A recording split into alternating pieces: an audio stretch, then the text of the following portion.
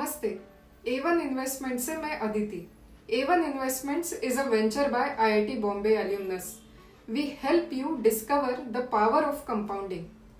दोस्तों, भारत का अमृतकाल ये सीरीज के 4th पार्ट में आपका फिर से स्वागत है। पहले 3 पार्ट्स आपको कैसे लगे ये हमें कमेंट्स में जरूर बताइए। आने वाला समय भारत के लिए अमृतकाल है, ये हम बार बार बोल रहे हैं और इसके लिए जो फैक्टर्स रिस्पॉन्सिबल है वो भी हमने देखे। इनमें से और एक बड़ा फैक्टर है चाइना +1, जो आज हम डिस्कस करेंगे। We'll also discuss about the 3 Ds which are contributing to India's growth। दोस्तों, मुझे बताइए पैसे कैसे बनते हैं? पैसे तब बनते हैं जब सौदा होता है। एक व्यक्ति बेचता है तो दूसरा खरीदता है। एक अकेले व्यक्ति से वेल्थ नहीं बनती। वेल्थ क्रिएशन के लिए कंज्यूमर यानी बायर और प्रोड्यूसर यानी सेलर को मिलना पड़ता है। पिछले 30 सालों में सबसे ज्यादा उत्पादन करने वाला, सबसे ज्यादा सामान बना के बेचने वाला, सबसे ज्यादा निर्यात करने वाला, जिसे हम ग्लोबल फैक्ट्री कहते थे, वो देश था चाइना। पिछले 30 सालों की चाइना की जीडीपी ग्रोथ थी 10%, जो घट के अभी 5.5% हो गई है। Why? Because China's relationship with its customers और consumers is not amicable। China का सबसे बड़ा कस्टमर था अमेरिका। ये चाइना का या अमेरिका का या दुनिया का दुर्भाग्य बोलिए।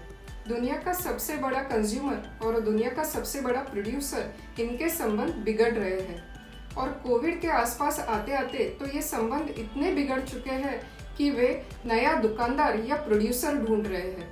इसी को चाइना +1 पॉलिसी कहते हैं। ऐसे कौन से देश हैं जो चाइना को रिप्लेस कर सकते हैं? सोचिए और आपके जहन में एक ही नाम आएगा और वो है भारत। इसीलिए हम बोल रहे हैं कि ये भारत का अमृतकाल है, क्योंकि दुनिया ने इस तरह का वातावरण पैदा किया है कि वो भारत के लिए अनुकूल है। 75 साल पहले चाइना ने एक फैसला किया था और वो था एक ही बच्चा पैदा होगा। अब चाइना में 1 से भी कम बच्चे पैदा हो रहे हैं और जो बच्चे पैदा हो रहे हैं उनकी कंडीशन कुछ ऐसी है।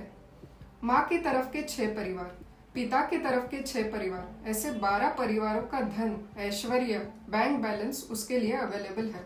तो सोचिए, क्या उसे खरीदने की कुछ जरूरत है?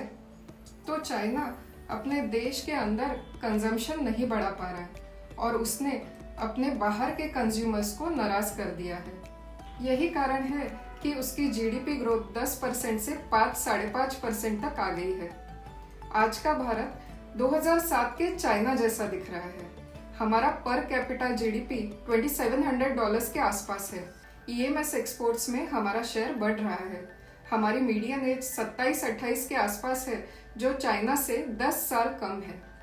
15% credit growth with much laser NPS is very good. China जो लो लेबर कॉस्ट के लिए मशहूर था, भारत में अब लेबर कॉस्ट चाइना से भी कम है। चाइना ने 2007 से इन्हीं फैक्टर्स के चलते एक्सपोनेंशियल ग्रोथ की थी। वही सेम सिचुएशन अब भारत में है and we expect India to flourish like anything. Let us look at 3 Ds which are driving growth in India। First D is democracy। India wants economic growth। China को भी economic growth चाहिए, पर China के पास democracy नहीं है। दोस्तों, democracy का मतलब है आज़ादी, जो इंडिया के पास है। आप खुश तब तक नहीं हो सकते जब तक आप आज़ाद नहीं हो।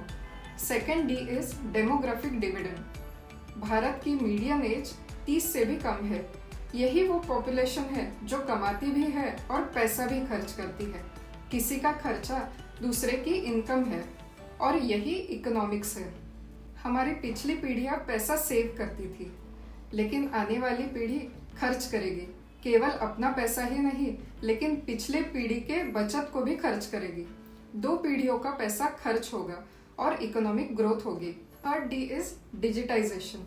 आपको यकीन नहीं होगा कि भारत जैसा डिजिटल देश दुनिया में कोई नहीं है।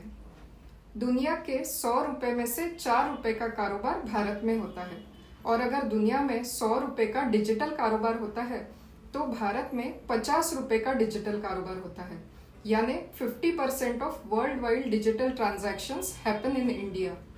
डिजिटल कारोबार के 2 फायदे होते हैं। पहला, आप पैसा बैंक से नहीं निकालते, और जब आप पेमेंट करते हैं तो पैसा आपके अकाउंट से निकल के बैंक के खाते में जाता है। बैंक की लोन देने की शक्ति बढ़ती है। आपको बैंक से रोजाना कॉल्स या मैसेजेस आते हैं कि आपको लोन चाहिए। पहले आपको लोन लेने के लिए बैंक के पास जाना पड़ता था, अब बैंक आपको लोन पूछती है।